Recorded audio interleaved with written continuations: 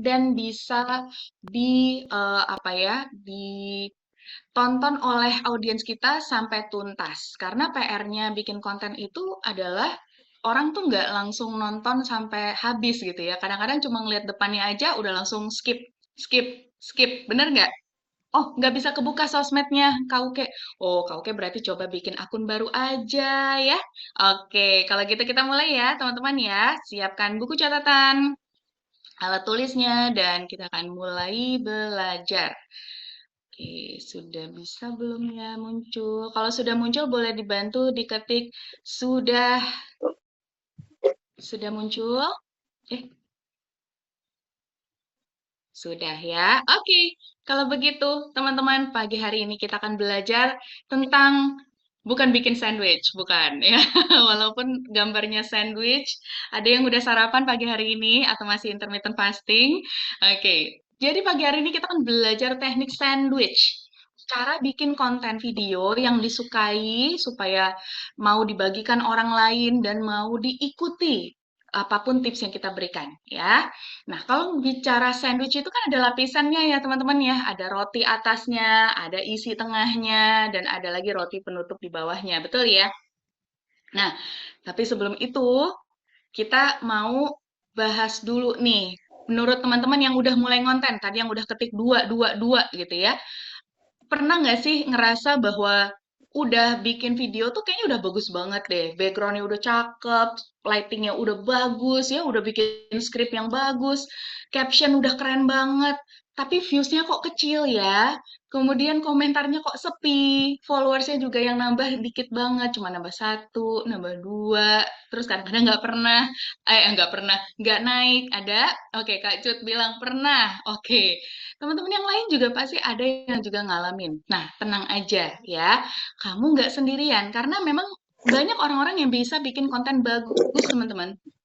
Tapi gagal menyajikan dengan cara yang menggugah. Jadi, kuncinya itu bukan di ide kita yang jelek, atau value kita nggak bagus untuk dibagikan, tapi cara penyajiannya. Seperti gambar ini. Yang kiri sama yang kanan lebih menggugah dan menarik mana untuk dimakan atau di foto, teman-teman? Kiri atau kanan? Coba kiri ya, platingnya cantik ya. Sama-sama salmon nih, tapi yang kiri ada hiasan-hiasannya, di plating, dirapikan tata piringnya.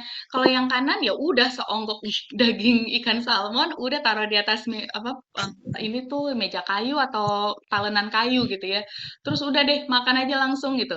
Ya, kalau dimakan sih sama-sama aja di perut kita ya ikan salmon, tapi penyajian ini menentukan, teman-teman. Orang mau konsumsi apa enggak.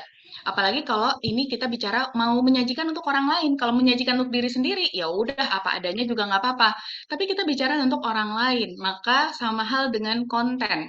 Konten yang menarik atau yang menggugah itu berasal dari ide yang sama, tapi penyajiannya berbeda, teman-teman, ya.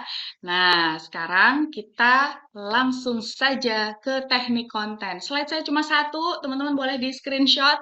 Jadi, teknik sandwich namanya. Oke, sandwich itu kan tadi ya, ada roti atas, ada isi, dan ada roti bawah. Nah, roti atas itu adalah yang kita sebut dengan hook. Buat teman-teman yang udah rajin ikut kelas sosmed pasti udah ngerti apa itu hook. Buat yang belum tahu, hook itu adalah kalimat 3 detik pertama, momen 3 detik pertama dari video kita yang mencuri perhatian. Nah, 3 detik ini menentukan. Siapa di sini kalau ngeliat konten tuh suka pas lagi scroll terus tahu-tahu si konten kreatornya, orang yang punya video itu langsung ngomong gitu. Kamu orang yang sangat pemalu. Kalau kamu nggak ngerti cara ini, kamu nggak akan pernah bisa keluar dari zona nyaman kamu. Nah, ada satu kalimat yang bikin kaget gitu kan, yang bikin orang tuh, apa nih gitu. Nah, itu yang hook. Nyangkut. Teman-teman tahu hook kan ya? Hook itu tuh kayak, yang bentuknya kayak gini. Kail, ujungnya kail. Kalau kita lagi mancing ikan tuh ada yang begini yang buat nancepin umpan. Nah, tahu film Peter Pan, Kapten Hook yang tangannya begini gitu ya? Itu dia hook. Yang bikin kita tuh nyangkut gitu loh. Audiens itu nyangkut sama video kita. Dan itu ditentukan dari 3 detik pertama video kita, teman-teman. Ya, nah kalau misalnya teman-teman masih pakai video yang hai teman-teman semua, halo perkenalkan nama saya Laura. Wah, itu langsung di-scroll sama audiens. Karena apa? Kita bukan lagi mau presentasi di dalam Zoom atau mau training atau apa. Video itu sesingkat mungkin, secantol mungkin, kalimatnya aneh juga ya. Tapi semenarik mungkin di awal itu membuat orang mau stay nonton dulu sampai lebih dari 3 detik. Nah, itulah yang akan membuat audiens teman-teman nanti mulai nambah. Dan akhirnya mereka juga mau partisipasi melakukan apa yang kita mau lakukan, kita minta mereka lakukan, ya. Nah, contoh-contoh hook itu banyak banget. Hook itu sebenarnya apa sih yang diomongin judul, ya, judul dari apa yang teman-teman mau bahas di dalam isi konten. Jadi itu adalah kayak clickbait-nya, tapi bukan yang bohong ya, tapi memang sesuatu yang membuat orang tuh ngintip dulu, ini mau bahas apa sih? Nah, kita kasih hook-nya. 3 cara, 3 tips supaya kulit bebas flek, misalnya gitu. Atau misalnya, capek nggak sih udah diet tapi angka timbangan nggak turun-turun? Nah, ini sesuatu yang membuat orang tuh relate. Ih, iya ya, aku banget lagi gitu ya. Terus, aku dulu juga nggak percaya ada teknologi yang bisa bantu aktivasi pembakaran lemak. Sampai aku coba sendiri. Nah, itu tuh ya. Jadi sesuatu, apaan tuh? Bikin bakar lemak. Nah, jadi kita kasih satu apa hint-hint atau petunjuk-petunjuk di dalam kalimat hook kita yang membuat orang itu tadi apa kata-katanya nyangkut. Boleh nggak diketik nyangkut, teman-teman? Ya, jadi hook itu seperti itu. Nah, penyampaian hook itu juga penting. Yang nyangkut-nyangkut ya. Penyampaian hook itu juga penting. Karena hook itu adalah berupa janji ya yang kita mau kasih buat audiens supaya mereka mau langsung nonton, maka penyampaiannya juga penting adalah dengan ekspresi, dengan suara yang mungkin ngagetin misalnya ya, atau semangat, atau bisa juga suaranya agak tone down, agak turun. Sebentar. Kenapa baterai saya tidak sebentar ya, teman-teman. Laptop saya mati. Oke, lupa dicolok. Nah, bisa jadi suara kita agak tone down kalau hook kita memang sesuatu yang butuh serius. Ya, jadi seperti itu. Tidak menghafal supaya natural, betul sekali Dokter Sri. Kalau hook itu kan cuma satu kalimat ya, jadi apa namanya, teman-teman bisa langsung ngomong karena kalau kita menghafal itu kan kadang-kadang kelihatan ya mata kita tuh lagi mikir misalnya gitu, oke? Nah, kemudian udah nih hooknya udah dapet. Setelah itu teman-teman masuk ke dalam isi. Isi. Kalau sandwich itu kan isinya macam-macam ya. Ada mungkin ada smoked beef-nya, ada sayurnya, ada apa itu namanya? Ada tomatnya, mungkin ada timun, ada keju, ada telur dan lain-lain. Bergizi pokoknya gitu ya, banyak isinya. Nah, begitu juga dengan konten kita. Isinya konten kita itu bukannya harus banyak-banyak, tapi harus bergizi. Value-nya apa? Nah, value atau nilai dari konten kita itu bisa 3 bentuk. Bisa dalam bentuk edukasi. Apa sih ilmu yang mau kita bagikan? Bisa berupa inspirasi. Mungkin kita pengen mengajak mereka dengan story kita, dengan pengalaman hidup kita, atau pengalaman klien-klien yang kita bantu, gitu ya. Atau yang ketiga adalah sifatnya hiburan. Jadi kita selipin sesuatu yang lucu, sesuatu yang santai, ringan, tapi ada value-nya. Nah, kalau teman-teman mau membuat isi konten itu adalah edukasi, bisa juga loh dikemas dengan bentuk storytelling dan hiburan. Sekarang kan kita udah punya anak intern ya, anak AI. Ada asisten AI. Teman-teman tahu nggak kalau bikin skrip di AI itu kita bisa minta gaya kontennya mau seperti apa. Apakah gayanya mau serius, ala dosen misalnya, mau gayanya lucu, ringan, santai, tapi edukatif, itu kita bisa minta apa scriptingnya teman-teman. Jadi pada saat kita dapat contoh skripnya, kita juga udah dapat apa ya kalimat-kalimat yang kita sampaikan itu menarik gitu ya. Jadi tinggal diketik aja, berikan saya skrip edukasi misalnya ya tentang 3 cara mengatasi flek yang misalnya atau 3 cara mengatasi nyeri lutut gitu ya yang bisa dilakukan oleh lansia dengan gaya bahasa yang ringan, lucu dan informatif tapi juga edukatif. Nah, nanti muncul tuh dan jangan lupa kasih tahu berapa lama durasi kontennya, karena nanti dia akan si AI-nya akan ngasih skripnya mau panjang, mau pendek, itu tergantung kitanya mau durasi kontennya berapa lama, gitu ya. Nah, carinya di mana, Dokter Laila? Carinya bisa di ChatGPT, bisa di Gemini AI, ya kalau saya lebih sering pakainya di ChatGPT. Gitu, oke? Nah, jadi edukasi itu tadi ya tentang sesuatu yang mau kita ajarkan. Inspirasi itu adalah tentang pengalaman. Dan entertain itu adalah sesuatu yang bikin mereka relate. Ah, iya lagi, gue banget lagi. Ah, kok pas banget lagi. Nah, menariknya adalah konten yang bisa membuat audiens kita itu terlibat dan merasa memang yang diceritain itu adalah dia, ya walaupun kita tidak secara gamblang gitu bahwa ini adalah kamu, tapi membuat dia ngerasa ini relate banget ya ceritanya sama saya gitu. Itulah konten yang akan membuat orang bertahan sampai habis, teman-teman.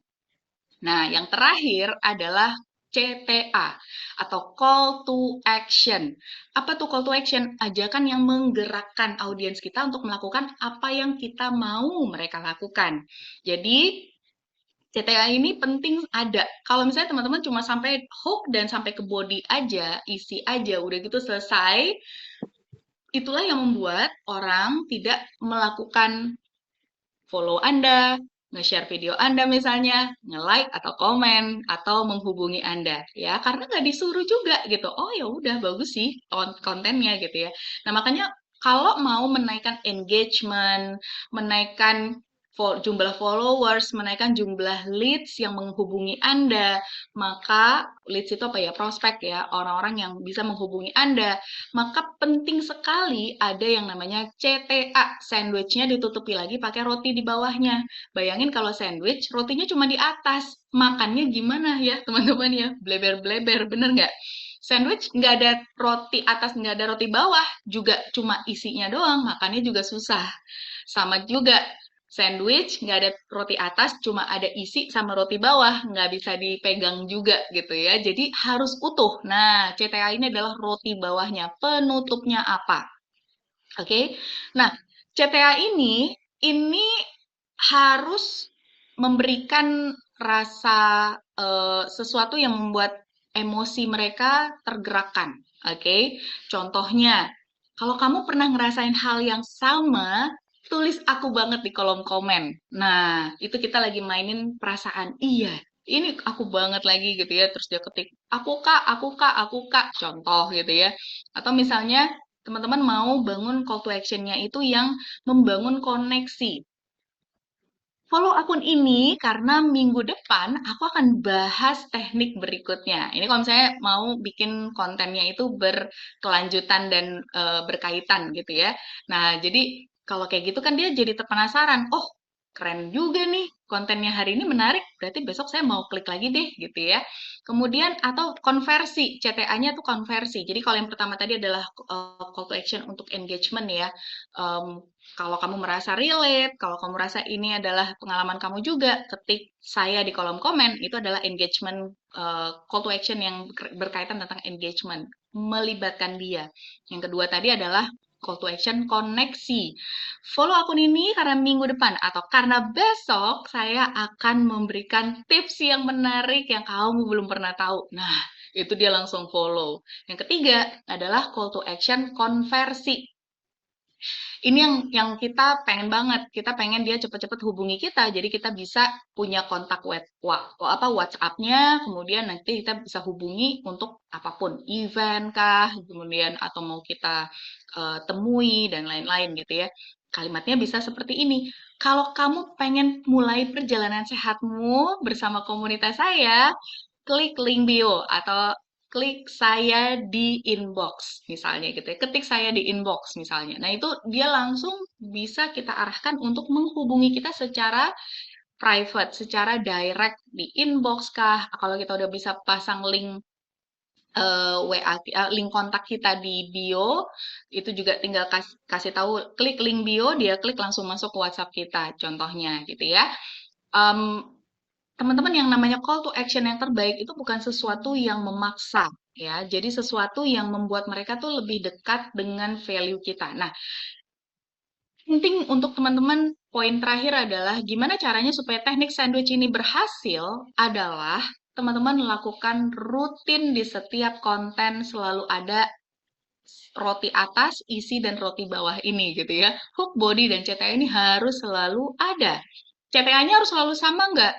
Boleh ya, boleh enggak, boleh variasi gitu ya, boleh selang-seling aja gitu ya. Kadang minta follow, kadang ngajak follow, kadang ngajak komen, kadang ngajak masukin hubungi ke kontak misalnya gitu, supaya nggak bosen. Tapi ketiga ini penting dan rutin bikin konten. Selalu dikatakan bahwa kalau teman-teman mau menjadi content creator yang followersnya bertumbuh, maka kuncinya rutin konten, posting kontennya itu tidak putus selama 3 bulan setiap hari. Kenapa? Karena gini teman-teman, kita nggak usah ngomongin audiens ya. Kita aja deh, kalau Anda lagi ngeliat konten menarik, lucu, atau inspiratif, edukatif, apapun yang teman-teman yang membuat Anda tuh ngerasa, wah ini konten bagus banget nih. Biasanya kita akan ngeklik siapa yang bikin konten, akunnya kita klik, bener nggak? Kalau saya sih gitu ya, saya nggak tahu teman-teman. Tapi saya biasanya akan klikkan akun itu, kemudian saya akan lihat scroll video lainnya, bener nggak? Saya akan lihat video-video lainnya, kalau menarik dan banyak, itu akan membuat saya tergerak untuk ngeklik follow dia. Tapi kalau ternyata saya lihat, baru 3 video, itu pun videonya jarang-jarang diuploadnya. Yang ngapain saya klik follow, ya udah video ini aja yang saya simpen. Misalnya saya butuh gitu ya, atau saya share lagi ke keluarga atau ke teman saya yang kira-kira juga menurut saya bakal butuh video itu gitu. Tapi nggak akan membuat saya tergerak untuk ngeklik follow. Tapi kalau saya lihat, akunnya videonya sangat produktif banget gitu ya, postingannya, dan menarik. 1, 3 video saya lihat menarik gitu ya, kemudian yang view juga banyak, itu yang akan membuat saya tertarik untuk ngeklik follow, karena ada rasa, wah ini kalau sampai nggak di follow, nanti lupa nih akun ini siapa, di mana nyarinya gitu ya. Jadi kalau follow kan nanti bisa lihat lagi video-video berikutnya. Gitu. Bener nggak? Bener ya. Nah, kalau kitanya aja begitu, audiens yang lain juga sama. That's why teman-teman selalu diminta untuk kontennya rutin ya, setiap hari selama 3 bulan nggak berhenti. 3 bulan selesai, terus gimana? Boleh berhenti? Ya nggak juga, ya. Tapi 3 bulan Anda rutin konten, berarti kan habitnya terbentuk. Yang saya selalu bilang bahwa membangun habit itu kayak bangun masa otot gitu ya. Awalnya tuh capek gitu, kayak kita olahraga lagi bangun otot tuh sakit, nyeri. Sama, kalau kita lagi ngonten, mungkin ada masanya kita bosen, masanya kita udah jenuh, masanya kita udah kayak buntu otaknya, mau ide apa lagi gitu ya. Nah, tapi kalau kita terus lakukan, hari ke 21, hari ke 20, dua 22, masuk ke 30, 90. Nah, lama-lama bikin konten itu udah kayak detak jantung. Oke, udah kayak biasa gitu. Oke, nggak semua harus nggak semua orang follow harus follow back, nggak perlu kawili. No, kita nggak perlu juga, kecuali memang orang yang mau di follow itu memang punya value yang oke dan pengen kita pelajari ya. Nah, kalau udah lebih dari 3 bulan, lanjutkan ya teman-teman semua. Ini testimoni asli dari salah satu tim saya. Jadi dulunya dia memulai konten itu 2 tahun lamanya, tapi 2 tahun itu on off teman-teman. Kalau saya cek kontennya bagus ya, ada hooknya juga, ada isinya, ada call to actionnya.